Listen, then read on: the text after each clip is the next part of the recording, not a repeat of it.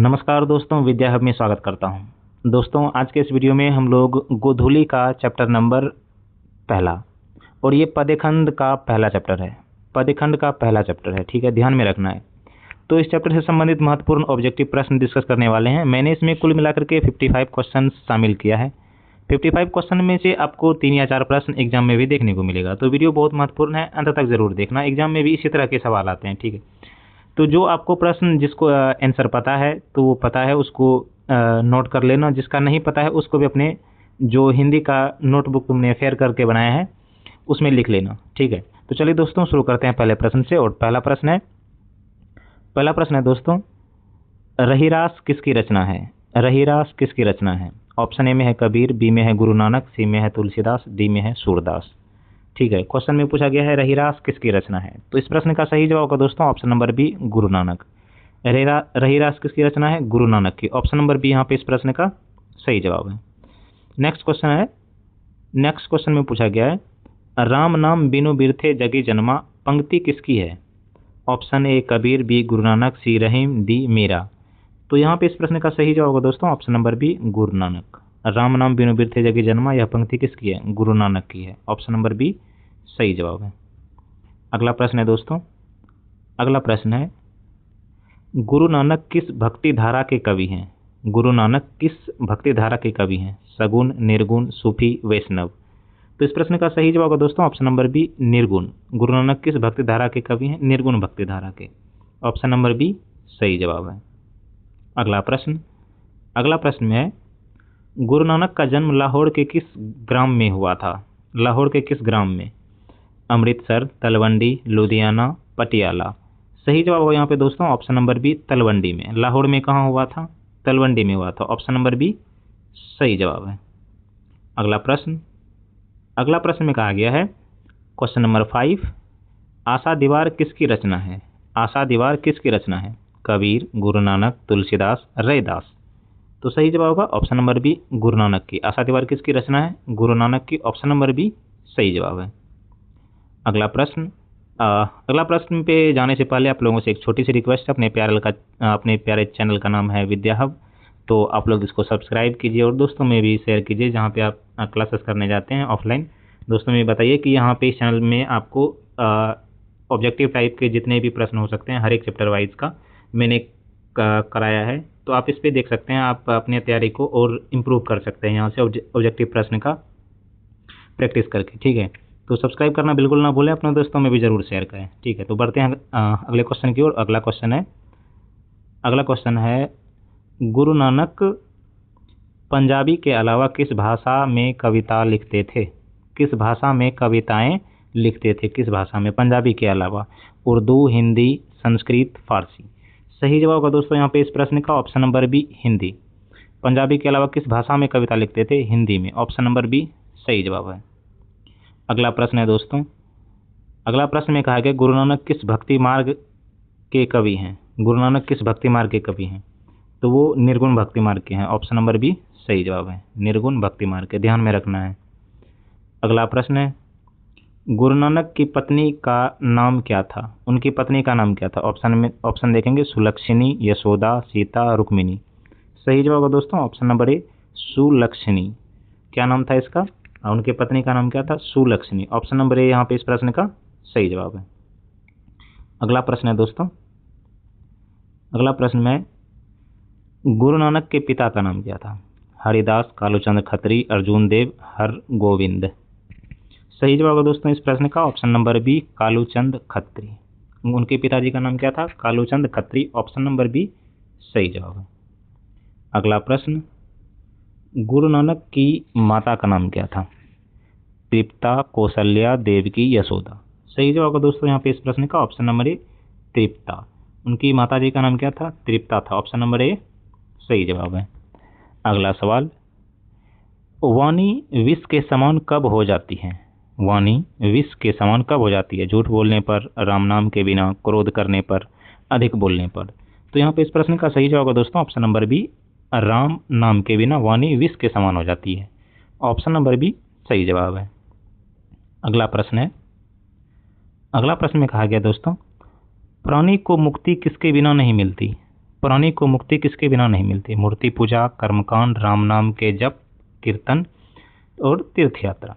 तो यहाँ पे इस प्रश्न का सही जवाब है दोस्तों ऑप्शन नंबर सी, राम नाम के जप या कीर्तन के बिना प्राणी को मुक्ति नहीं मिलती है। तो ऑप्शन नंबर सी यहाँ पे सही जवाब है। क्वेश्चन नंबर 12 का कौन सा ऑप्शन सही है? Option number C. बढ़ते हैं अगले प्रश्न की ओर, और अगला प्रश्न है दोस्तों, गुरु नानक की रचनाओं का संग्रह किसने किया? गुरु गोविंद सिंह, गुरु अर्जुन देव, गुरु हरगोविंद, गुरु रामदास। तो यहाँ पे इस प्रश्न का सही जवाब होगा दोस्तों ऑप्शन नंबर बी, गुरु अर्जुन देव। गुरु नानक ने जितने भी रचनाएं की हैं उन सब को एक जगह संग्रह किसने किया है? तो गुरु अर्जुन देव ने किया है। ऑप्शन नंबर बी यहाँ पे इस प्रश्न का सही जवाब है। क्वेश्चन नंबर 13 का ऑप्शन नंबर बी। अगला क्वेश्चन है दोस्तों, अगला क्वेश्चन में है, गुरु अर्जुन देव सिखों के कौन से गुरु थे? गुरु अर्जुन देव सिखों के कौन से गुरु थे? तीसरे, चौथे, पांचवें, छठे। तो सही जवाब है दोस्तों यहाँ पे इस प्रश्न का ऑप्शन नंबर सी, पांचवें। गुरु अर्जुन देव सिखों के कौन से गुरु हैं? पांचवें हैं, 5th नंबर के हैं। ऑप्शन नंबर सी यहाँ पे इस प्रश्न का सही जवाब है। अगला सवाल है दोस्तों, अगला सवाल है, गुरु नानक की रचनाओं का संग्रह कब किया गया?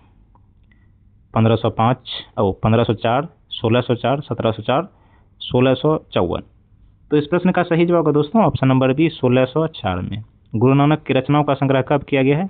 1604 में। ऑप्शन नंबर बी यहाँ पे इस प्रश्न का सही जवाब है। ठीक है, अगला प्रश्न की ओर बढ़ते हैं दोस्तों। अगला प्रश्न में कहा गया है, ननकाना साहिब कहाँ स्थित है? ननकाना साहिब कहाँ है? भारत, नेपाल, पाकिस्तान, बांग्लादेश। तो सही जवाब है दोस्तों इस प्रश्न का ऑप्शन नंबर सी, पाकिस्तान में। ननकाना साहिब कहाँ स्थित है? पाकिस्तान में है। ऑप्शन नंबर सी सही जवाब है।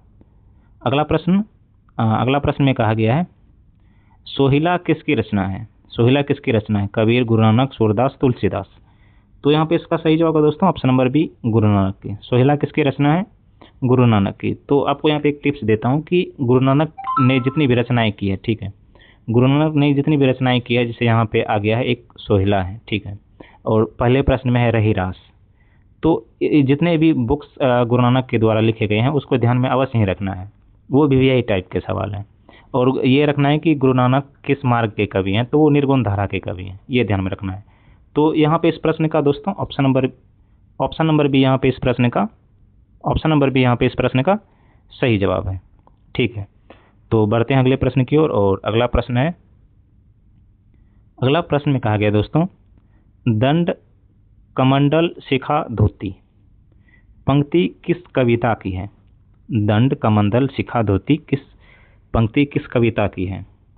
तो ऑप्शन मैं आपको बताता हूँ, जो नर दुख में दुख नाही माने, राम नाम बिरथे जगी जन्मा, साखी पदावली।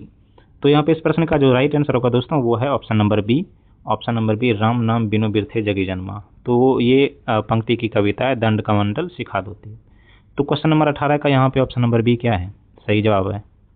बढ़ते हैं अगले प्रश्न की ओर, और अगला प्रश्न में है, गुरु नानक ने किस पद में राम नाम के कीर्तन पर बल दिया गया है? गुरु नानक के किस पद में राम नाम के कीर्तन पर बल दिया गया? प्रथम पद, द्वितीय, दोनों पद, दोनों में, किसी में नहीं।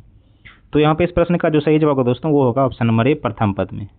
प्रथम पद में राम नाम के कीर्तन पर बल दिया गया है, ऑप्शन नंबर ए सही जवाब है। अगला प्रश्न में है दोस्तों, पिछानी शब्द का अर्थ क्या है?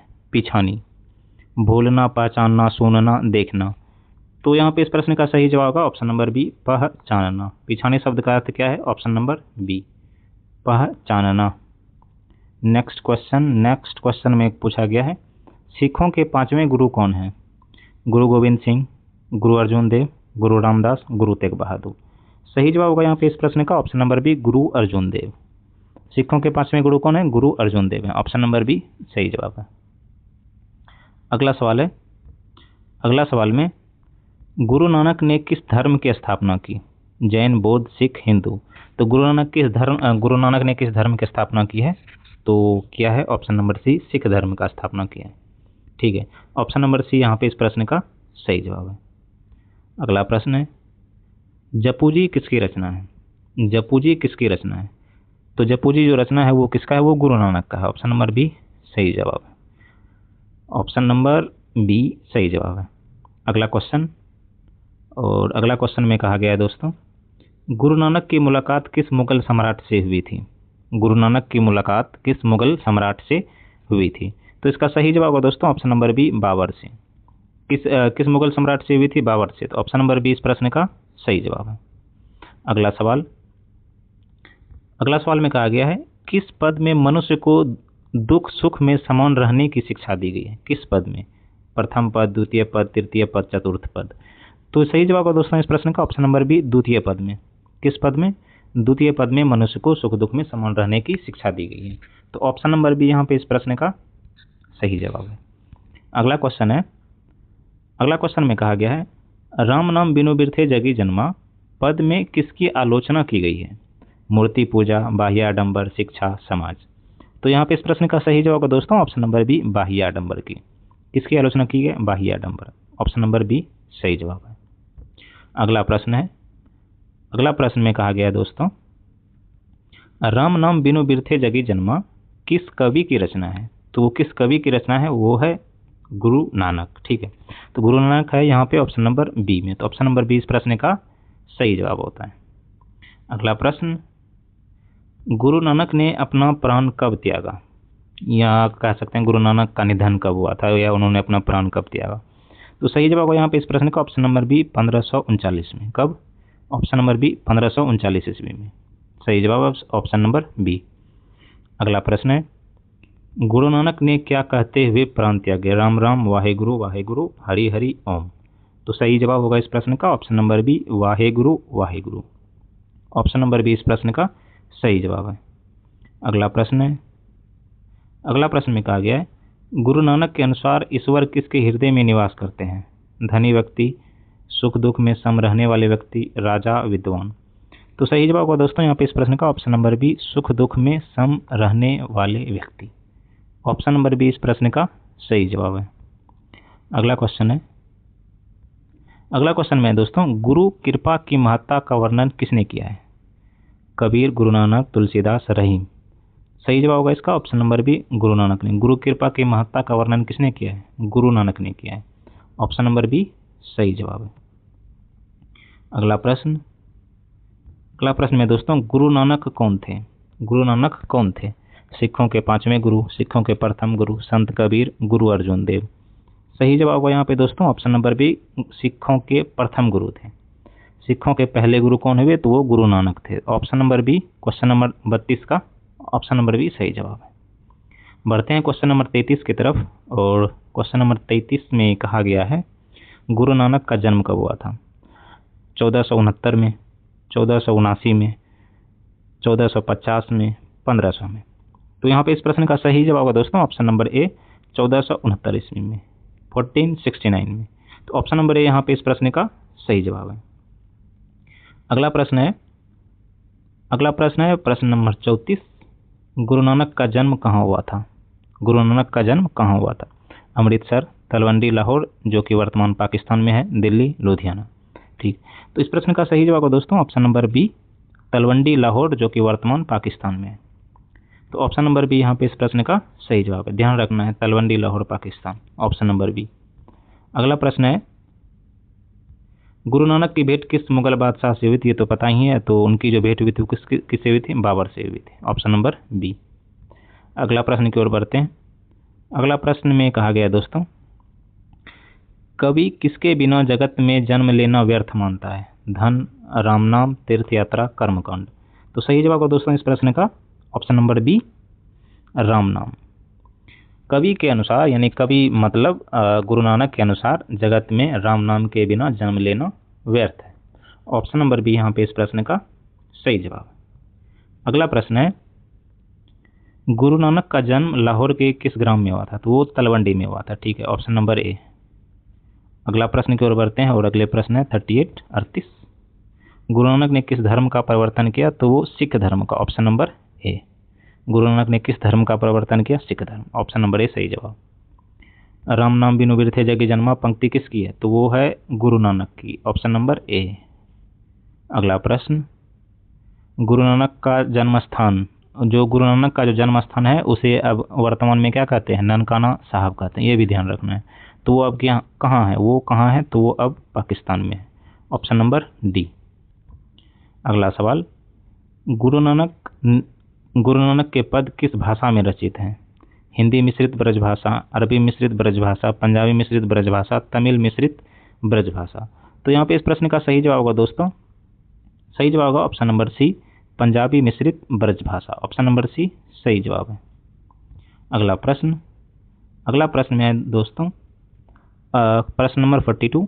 इस पाठ के अनुसार ब्रह्म का निवास स्थान कहाँ है? मंदिर, जंगल, तीर्थ, संत का हृदय। सही जवाब होगा ऑप्शन नंबर डी, संत का हृदय।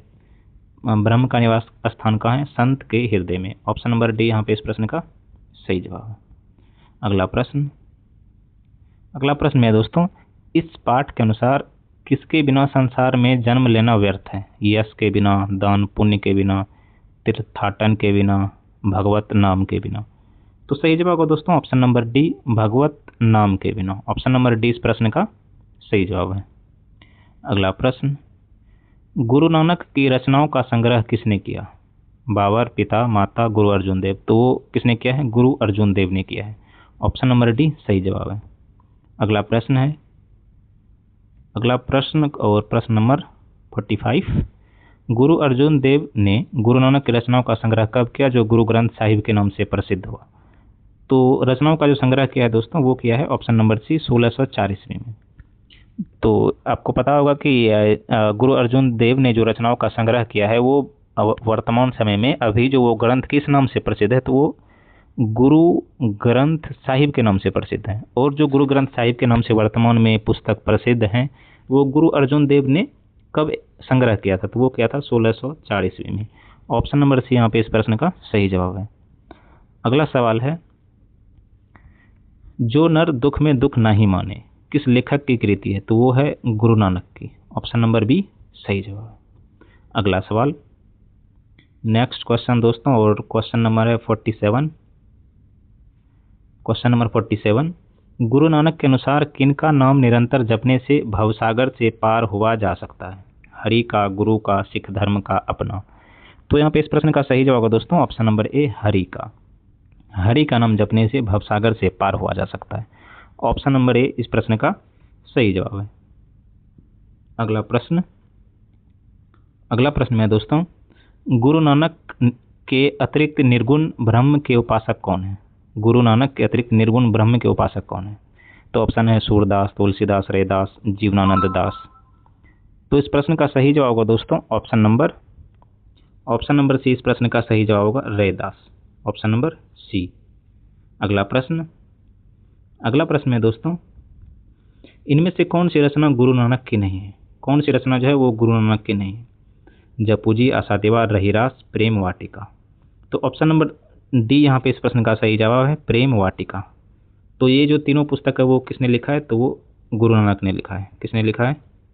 गुरु नानक ने लिखा है। ठीक है, ध्यान में रखना, जपूजी, आशादीवार और रहीरास।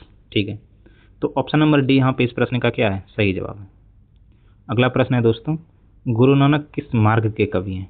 गुरु नानक किस मार्ग के कवि हैं? तो ये हैं दोस्तों ऑप्शन नंबर बी, निर्गुण भक्ति मार्ग के कवि हैं। ऑप्शन नंबर बी, निर्गुण धारा के कवि हैं। अगला प्रश्न, गुरु नानक ने किसका प्रचार किया? कर्मकांड का, निर्गुण ब्रह्म की भक्ति का, पूजा पाठ का, सगुण ब्रह्म की भक्ति का।